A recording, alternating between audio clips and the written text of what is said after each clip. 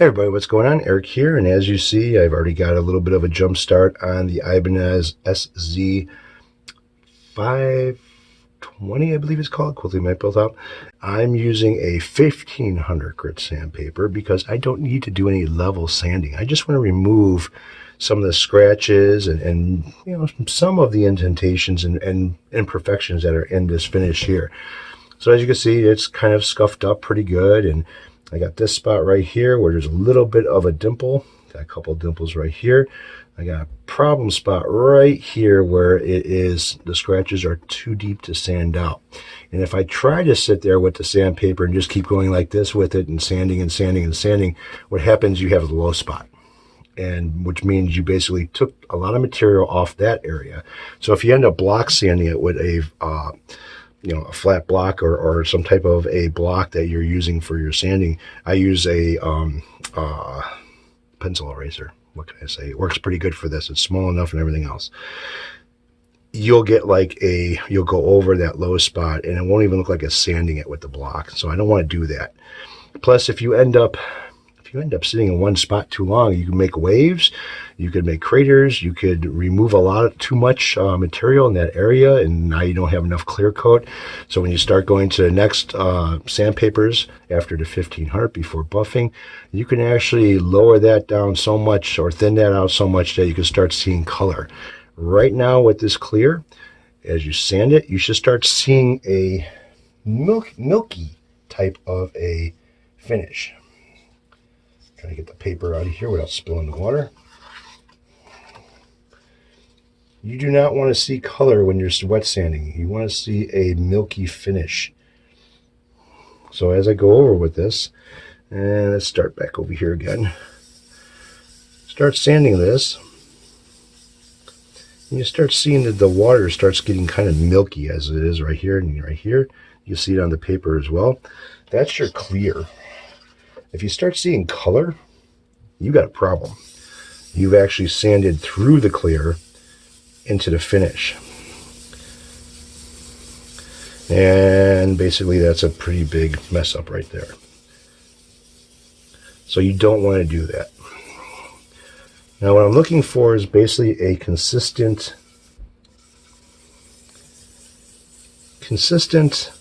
shade of a fog scuff over this whole back of this body. And what makes it really easy to do wet sanding too is put a couple of drops of soap inside, dishwashing soap, inside of your water that you're using. I used to have a bucket for when I used to sand the gas sinks and fenders before I'd buff them and shit. And I can't find it, so I had to get one of the mixing cups that I had up in the garage.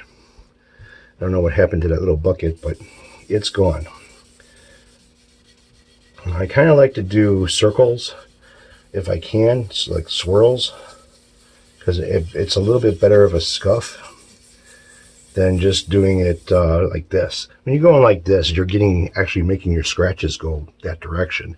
If you ever look at a DA sander, an orbital sander, it's going in circles, not like this. Well, it's actually doing both. It's going in circles and then oscillating side to side as well. So I'm trying to mimic that same thing with doing it this way. And, it works. Not the same way as a DA sander would work, but this does work. So you can see I got that nice milky film on here. That's kind of what I'm looking for. And again, you want your paper to soak in the water that you're using. You do not want it to just dab the water in there or dab the paper in there and then start going to town. You want it to soak. Reason being is you want that paper to be saturated with the water. And it just helps with the sanding because it's in the grit as well. So as I got this thing drying now, I'm going to help it with the drying a little bit faster. I can kind of see the areas where I missed. I got some areas over here, which this part here, I don't mind leaving the way it is because it wasn't bad in this area as far as scratching goes. Around these edges here, it wasn't bad as far as scratching goes. And I could feel that I don't have a high spot over here where I didn't sand because I feathered it in. Now, this area here, this is starting to go away a little bit. This is starting to go away. These scratches here are not going to go away, so those are not going to be able to get out with the sandpaper. This I can actually go over with the next grit of sandpaper, because if I used a 1500 for a real long time, I got the look that I want. But if I go with the 1500 for a real long time, I'm going to end up going through this, and I don't want to do that. I could try to get that out right here, but I'm going to end up with a low spot, and possibly when I go with the next grits of sandpaper, I'll start seeing color instead of just the milkiness, and that's what I don't want to see. Now, how do you know what paper that you want to use for wet sanding and stuff? Well, think of it this way. What does your finish look like? Is it nice and flat? Does it have some type of wave to it? Does it have any type of imperfections in it? And when I mean imperfections, bubbles, bugs, you know, sometimes when you do a finish, you get a bug in there, and it's not that hard to happen, especially if you're doing shit on your own outside or in a garage or whatever. Now, for something like that, I would use, for level sanding, orange peel, getting dirt out of the paint and stuff, I would use an 800 grit wet sanding. But for what I'm doing right now, I don't have to level sand. I do have some spots that are imperfections, that are dents or whatever. The 1500 will take care of it. And don't be afraid of the water or the soap and stuff. Use mix a little bit of water or soap into your water that acts as like a lubricant when you're sanding, and it keeps the paper from sticking to your project. Now, there's a difference between guitars and automobiles. Now, a guitar has a lot more thicker of a finish than an automobile does. That's a given, right? I mean, we all have seen that. Sorry to get something to drink. And I'm also going to light up a smoke while I'm talking. So, if a car was painted the same way as a guitar is, there would be problems. And for a good example, we had a 1961 Jaguar over here, and it was from England. Steering wheel was on the wrong side, 12-cylinder engine, 2 carburetors. It kind of looked like a Mercedes-Benz, an old-ass Mercedes-Benz. Leather interior with all wood trimming. The whole dashboard was wood. All of your when you roll the window down, the trimming that goes across the door where your window is, was all wood. Beautiful interior in this thing after we got done finishing it. The problem with it is the original paint was sprayed on so thick that it got what was called spiderweb cracking, and basically that's exactly what it looks like. It looks like a spider web. But it's cracks inside the finish of, paint. And it can go all the way down to the metal through the primer. And what we ended up doing is we had to strip this whole car down to bare metal. That was a lot of 320, 220 grit sandpaper. There really wasn't no body work, so we didn't have to use 80 grit. All right, we didn't want to scratch up the metal too bad or damage the metal underneath it with the 80 grit paper. So we used basically, 220, 320 grit sandpaper to remove the finish off this car. It was a lot of work, but did not damage the metal. If you start cutting with a 80 grit paper into metal, you're putting some real deep scratches in the metal itself. And if you try to put primer on top of that, you'll still see those scratches in the metal. You're going to really flood the primer in order to get rid of that. Or you're putting some type of a sealer coat on top of that metal, which is like a sprayable Bondo, or a Bondo that's really thin. And basically you level sand the Bondo to make everything flat. Now, a lot of different stuff that you do with a car than you would with a guitar. Now, I don't have to do any level sanding. There's no orange peel on here. There's no dust in the finish. There's no dirt in the finish. There's no bugs in the finish. The finish is pretty good. All I want to do is just remove scratches. 1500 grit will work perfectly for this. If they were really, really deep scratches, I would go with maybe an 800 to 600 or 600 to 800 and then go to the 1500. and then start my 2000, 2500 and then 3000 grit. This case, I don't have to do that. There are some scratches, there are some dings in it, but I'm not going to get it 100%. Like this area here is not going to be 100%. There's no way I'll be able, it's just too deep of scratches. And when you're using wet sandpaper compared to dry, there's a difference on the way it cuts. Using it wet, you see how it looks. It kind of looks like it's fogged, okay? Using it dry, you're going to have deeper cuts, and you're going to end up packing the paper up quicker. You're clogging the paper up quicker, and you know, you're going to go through a lot more paper. Now, wet sanding is very forgiving on the paper, very forgiving on the material. If I were to dry sand this, there would be no way I can go through each one of the grits of paper without going through a lot of paper.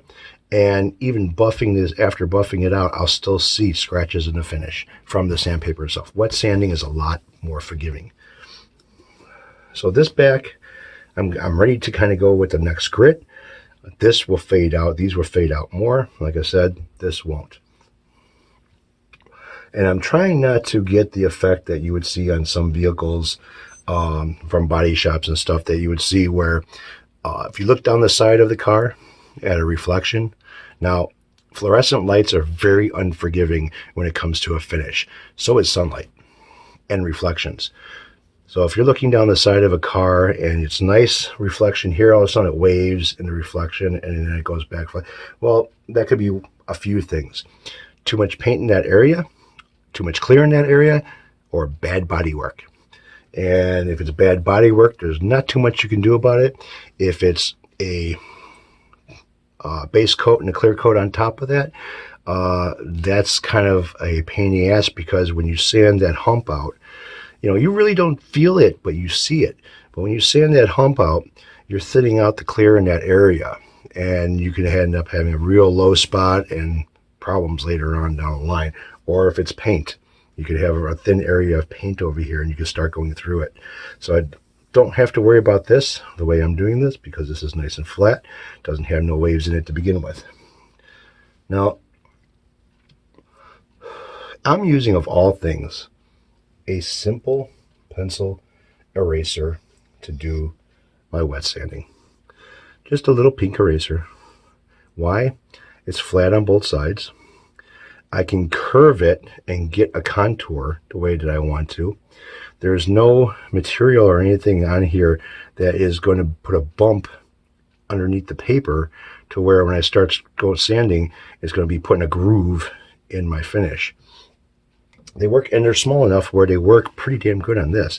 And again, I'm not going to sit in one spot too long, because again, you're going to be cutting more of the clear in that area, the finish in that area, and I don't want to do that, so I'm going to move a lot around everywhere, preferably in a circle motion. So I'm going to finish my cigarette, and then we'll get back to this.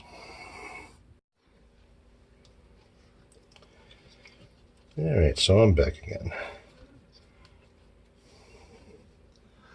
And what I want to do is kind of get this round area of the belly cut over here done. And again, you don't want to sit in one spot too long. You want to put even pressure on this block.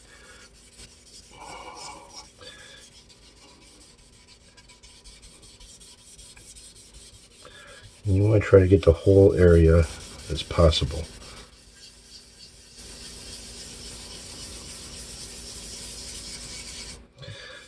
I'm going to do this in stages. I'm not going to do this in, like, do the whole back with all the grits of sandpaper. I don't want to do that. I basically want to do a force dry. And you see, it's got the coverage that I want. Really nice. What I want to do is basically sand everything down with one grit of paper, then go to the next grit of paper, and so on. Now for the edges here, I'm going to have to do them by hand. So what I do is I use my fingers to kind of cup around that edge. And again, not staying in one spot too long. The paper's starting to dry. I'm starting to get some buildup. I can feel it. And what's nice about the soap on the paper is that I can do this and not have it twist on me or stick or anything else.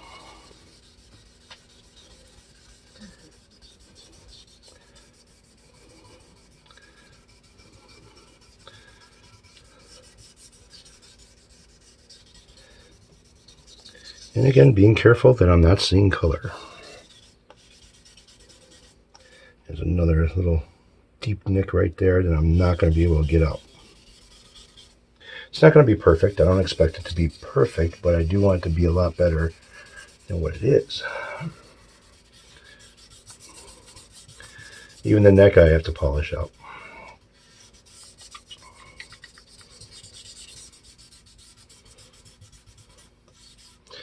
I want to see what areas I missed.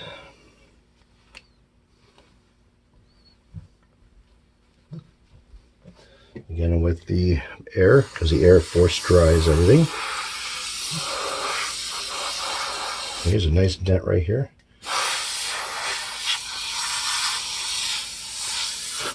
That's good. See, I can live with this. Exactly the way it is, I can live with it. Now, if you notice over here, it's like, oh, well, you know, you didn't sand that area. I feathered it. That's all I need to do is feather it. And it's not going to give me a high spot or a low spot or anything else. So I can say that the back is pretty much getting there.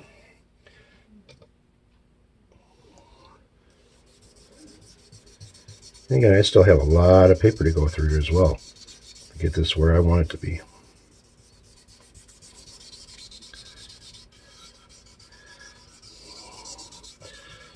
If you've worked in body and fender work and done a lot of painting or buffing, wet sanding and stuff, you get a feel for what you're looking for.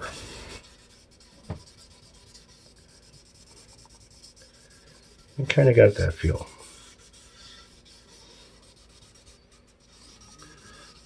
Again, I was brought into doing this. It's not something that I just picked up overnight. And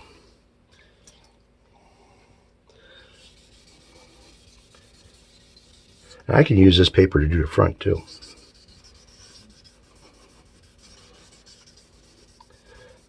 The way this paper is cutting, I can feel it, I can hear it, and it's not wearing the paper down.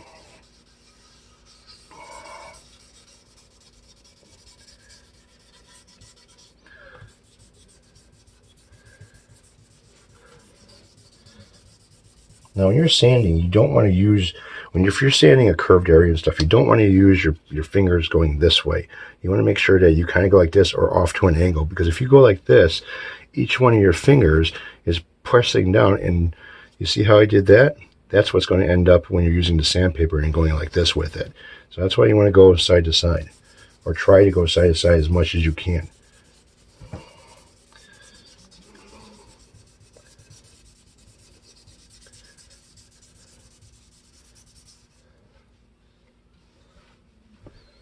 This is what we got here.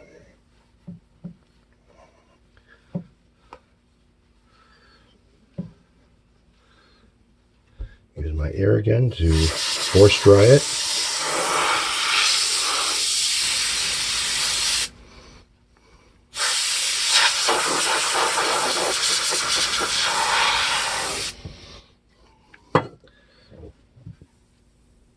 Yeah, see, I can call this back done. There's still enough material on here to go through with the other sandpapers and polish this out really, really nice. So what I want to do is I want to get this neck done. I got to do the whole neck because there are some scratches in the neck itself. Not really any dings, but there is some scratches. And I want to get that neck done. I want to get the headstock done, and then flip her over and get to the front. So that'll be it for this video until I start working on the front. So stay tuned, guys. There'll be more later.